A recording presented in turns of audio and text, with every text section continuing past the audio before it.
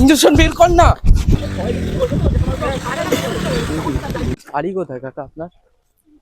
এইখানে। মেন কথা বলতে কি, আমরা সে নৈহাটি দিয়ে এসেছি বুঝলা। তো ওই আমার ভাই এর মদ খাইতে খাইতে লিভারে একটা প্রবলেম হয়ে গেছে বুঝলা। এবার হচ্ছে প্রবলেমটা কি বলতো, মানে কঠিন প্রবলেম। এবার মিয়া খালিফা হসপিটালে গেছিলাম কয়েকদিন আগে, যে কলকাতার যে বড় হসপিটাল মিয়া খালিফা। এখন এখানে কি হবে? এবার হচ্ছে ওর না কি প্রবলেম হয়েছে, যে কয়েকদিনের মধ্যে ট্রিটমেন্ট করা লাগবে। তোর কিডনি মানে ডোনেশনও পাচ্ছে না বুঝলা। এবার হচ্ছে তুমি যদি একটু হেল্প করো, তুমি যদি যাও, তোমার কিছু টাকা পয়সার হেল্প লাগবে না, আমরা নিজেরাই দিয়ে দেব। কোথায় যাবো? মিয়া খালিফা হসপিটালে যাবা? আমি এসে চিনি না। চলো না টাকা পয়সাও দিয়ে দাও।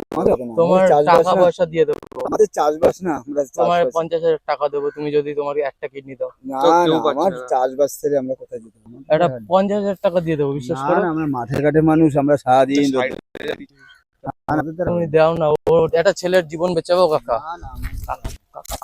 ইঞ্জেকশনটা বের কর না, ইঞ্জেকশন বের কর না। ও কাকা ভিডিও বানাচ্ছি, ও কাকা ভিডিও বানাচ্ছি।